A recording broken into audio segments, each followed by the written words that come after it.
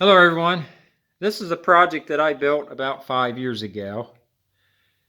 And I actually made a video of some of the parts when I was making them.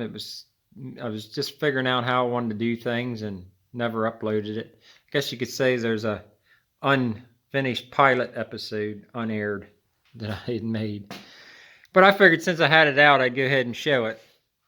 And of course what it is, it's a meat grinder.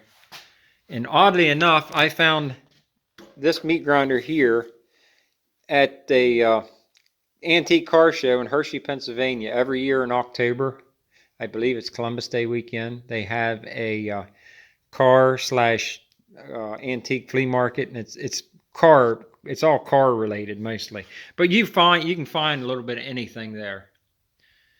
And of course, I come across this meat grinder, and then kind of just left it there. And then like an hour later, I started having buyer's remorse in reverse, where you start kicking yourself for not buying something. So I went back and found the booth again and giving $20 and bought it. But what intrigued me the most about it is I'd never seen one with just a single foot. I wasn't even sure what was going on with this. I thought maybe it went into some sort of newer powered unit or something. I'd always seen the one that has the 4 feet and then they're bolted fast, or the smaller ones that have the like the question mark shaped thing that clamps to the table.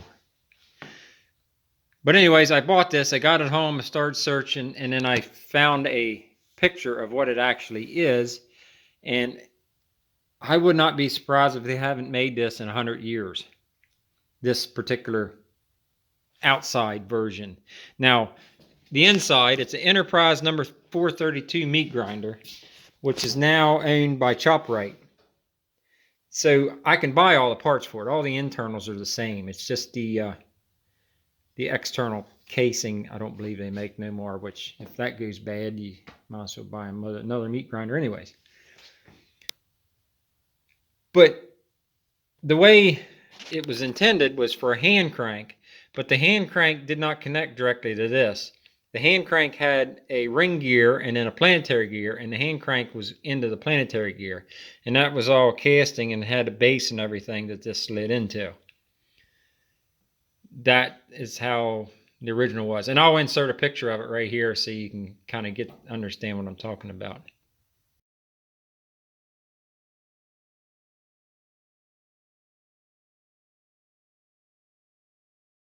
When I was younger, when I was a kid, basically, whenever we did meet up, I always wanted to throw it in here. Of course, they'd never let me. That was the old person's job. My job was I got to clean it up when we was done.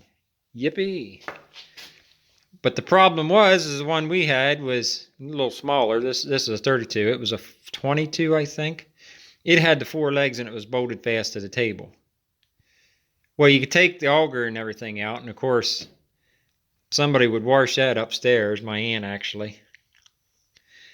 The base, I got to go get a bucket of water and dishwashing liquid and sit there and scrub all the lard out of it. And the whole time I was doing it, I was thinking, boy, if I could only get that up to the kitchen sink, if I could just grab it and pick it up and take it to the kitchen sink, it would be so easy to clean this dang thing. So I figured out how to make my lifelong dream come true. Turn it on here, and I can simply unclamp it and just take it out when I'm done. Take the whole unit upstairs, disassemble it, clean everything, put the hot water to it, let it dry, put it back together, bring it back down here, and it's actually easier to assemble when it's running. It self-aligns itself. Tighten this up and we're ready to go. But I'm going to pull it out because I'm running it dry. Don't like to do that.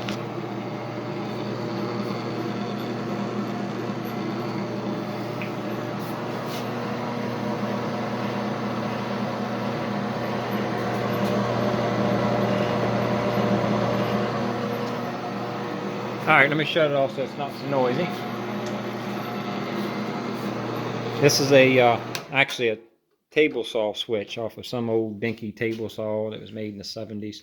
I purchased it at an auction and decided to scrap everything except for the switch. I kept it, and that's what's on here now. The meat grinder, if you've never seen a 32, I had never seen one. We always just had, I think it was a 22. Well, a 32, you can actually get your whole, 22, you lose fingers. A 32, you'll lose hands. So, pretty dangerous if you stick your fingers and hands in the wrong spot. But the way I made this thing is, first of all, you'll notice it's all plywood. And the reason being for that is because I did some concrete pouring back around that time, and I had all these 3/4 inch plywood concrete pouring boards that was no good anymore. So I cut rough sizes out of them, threw them behind the wood stove, let them sit there for a couple months, and then when I finally started on this, they was good and dry and ready to roll. I guess you kiln dried, stabilized. And when I cut them out of the warped forms, I had picked the flat pieces that was left, so they had already been, I guess, proven out, and then I dried them and they never moved, so they're pretty much stabilized. But once they was dried out, what I did is I glued them together, for at least for the top, and then this piece down here. These are just single layer. I glued them together, and then I polyurethane them 4 or 5 coats, and then I immediately come over here and bolted it down, and then carved out my recess for this piece and polyurethaned it 4 or 5 times. Put everything together and then polyurethaned it 4 or 5 more times. And you also notice that these holes where the carriage bolts are, they're filled in, and that's polyurethane. It's what I had. I mean, I could have used epoxy and did it way quicker, I guess, but I had polyurethane and I just used it up because I don't use a whole lot of it. And what I did is I got an eyedropper and just kept filling these up. And then I'd come down a half hour later, an hour later, and it would all be gone. I'd fill them up again and then repeat. And finally, eventually, it started staying in there, and then I filled them up. And it wasn't dripping out on the floor or anything. It was actually, it went somewhere into the wood. So the wood grain, the end grain, I guess, down in there sucked it right on up. So that should have really stabilized things too. And like I said, it was a long process doing it, but it really wasn't time consuming. I really did it as a break. I'd be doing other things, and then I'd take a break, and I'd just come down, grab a bar stool, and grab the eyedropper, and sit there and fill all these little holes up with polyurethane. And then I'd get back to work, and then an hour later or so, I'd repeat it. But this piece here is made with a 1/2 inch plate. This is a four pieces here, and then 1 inch plate, and then another piece of 1/2 inch plate. This has all the tapped holes in it pretty much. This has 4 3/8/16 bolts holding it, socket head cap screws, and so does this side. And what I did is I tapped this piece, drilled this piece, got everything where it needed to be, made sure everything was right, and then I tightened all the bolts down. And then I individually removed each one at a time, put red Loctite on it, put it back and torqued it to a spec that I had found online for 3/8/16 bolts. Forget what that was anymore. I just wanted to make sure they was as tight as they could be. And I also had set screws that I drilled here on the side. So once I got them in tight, I jammed all these set screws against the side of the threads on the bolt so they can never back out. So they ought to be pretty well permanent. I originally planned on welding this, but I decided bolts was probably less work in a lot of ways. You can see I have a notch here. What that is I just put this one in because this one was here. That's just so I could get the thickness of this down enough where this bolt could reach the whole way through and be able to protrude out and land in this notch to hold it in place. The homemade, I guess you could call it a pillow block. What I did with these is I just took 1.25 inch thick steel, cut them to size, and then put them on the mill, squared it all up, figured out where I needed to put the hole for the shaft here, punched that out, put it on the lathe on a 4-jaw chuck, finished boring it, and then put a 90 groove in it to accept a bearing with about 1.25 inch hole size in it. I'm going off of memory. It was around 1.25 inches. It was either 1.25 inches or it was metric close to 1.25 inches. I can't remember what it was. Of course, I got shields over everything. I added them just to make sure no kid would ever come up while he was working and sneak down underneath the table there and grab something they wasn't supposed to. There's nowhere they can really get their fingers into to hurt them. But after I made the ID grooves, I, of course, sawed them in half and then milled the saw cuts and put shims in here. That's actually a hard rubber. And snugged it up nice and tight so it wasn't loose, but it wasn't squeezing the bearings. You might have noticed that this has a flat spot on it. That's where the original mechanism hooked up to. I also have a flat spot in here. And how I did that is at an antique mall, I found a handle that was the right size to fit on this.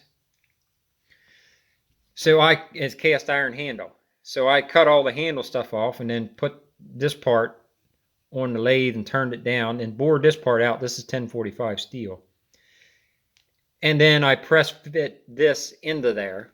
And then I put it back on the lathe after I pressed it in there. And I put a face 45-degree weld chamfer where the two different metals met. And then, of course, you can see the difference in color of the steel. Then I simply welded, focusing on the 1045 steel, because that's what my welding wire was for, and let it kind of overlap the cast iron.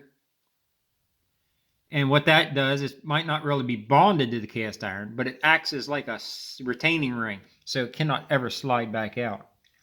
And then, if you see this discoloration right in here, I don't know if guys will be able to see it or not.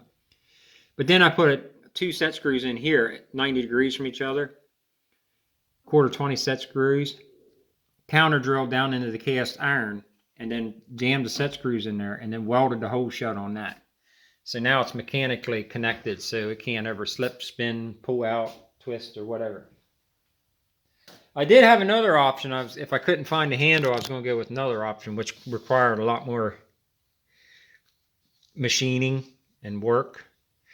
But I was thinking that another way I'd come up with was to take this and mill it halfway, or like down to where I needed the flat to be, and then simply weld a piece of metal on top, and that would have made this flat. Took and welded it the whole way around. Put it back in the machine and turned it down so it was all nice and neat again. I could have did that. The pulley that you see back here is what this whole thing is designed off of.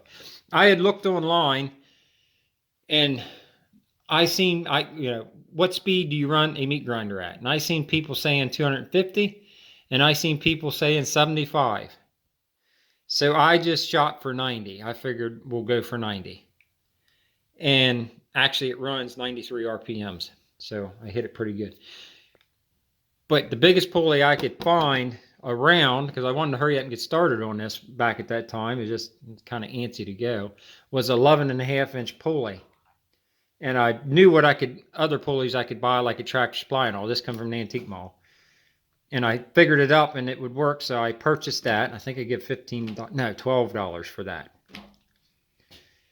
And I bought that, and then of course I went to Tractor Supply. And I bought these two other pulleys. That's a 6-inch pulley, and then that down there is a 2-inch pulley. Bought the pillow blocks here off of Amazon. And this pulley over here had to be custom because I could not find a pulley at Tractor Supply that had a 5/8 hole in it. They only had 1/2-inch holes in them, or like 3/4 or something. Or at least a small pulley that size. You had to go up bigger pulley, and I wanted a small pulley. I could have turned the shaft down to 1/2-inch, I guess, but I just decided just to make a pulley for there, so that's what I did. This here, and I actually just updated this back in the spring. This used to be a piece of 1/2-inch plywood, but the way I got the springs on it, and the belt over here pulling upward, and this belt kind of pulling that way, it took that board and twisted it over time. So I replaced it with a piece of 1/2-inch plate steel. It could have been 1/4 inch, but I had 1/2 inch and it was almost the perfect size. So I kind of stuck it in there. I just only had to mill like a 1/2 inch off of it or something to get it down to size. So that is the gist of that. The motor over there is a 1/3 horsepower motor, 1725 RPMs. And of course, I got it reduced down to 90 RPM, 93. And of course, you know, it goes from small to big, from small to really big.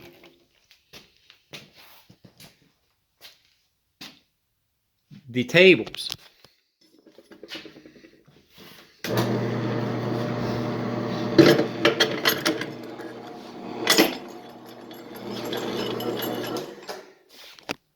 If you can see how I made them so they would fold up. And this is all custom made stuff. I didn't buy none of that. I just used tube steel. And I made them so you could kind of see how the mechanism is there. Same thing over here. And I added these little rubber things on because you see when I flopped it down, they'll bang off of here and I didn't want to chip my paint job up. So I added them little rubber caps. This in here I got to use both hands for. It don't go up. Well, I got to do it a little different because it won't let it go up as high as the other one. It bottoms out. And of course, this is where you lay your ingoing meat, and that's low enough over here to lay your outgoing. And I actually modeled this off of bins you can buy online for meat, food. And so I got the measurements off of them, and I made sure that one of them would fit under. So I just thought you fellas would be interested to see this. If anybody thinking about making one, it might give them some ideas. Oh, I forgot one piece. The table itself, that is off a Craftsman radial arm saw. Bought that at a outdoor flea market.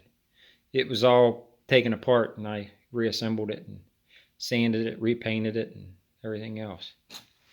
And of course, here's one last feature I forgot, a little storage bin there. Technically, this thing is not done yet, because technically, I got to get me a little brass handle and put on here. I don't have to. I mean, it works just fine without it, but I would like to. But anyways, that's my meat grinder. Thanks for watching.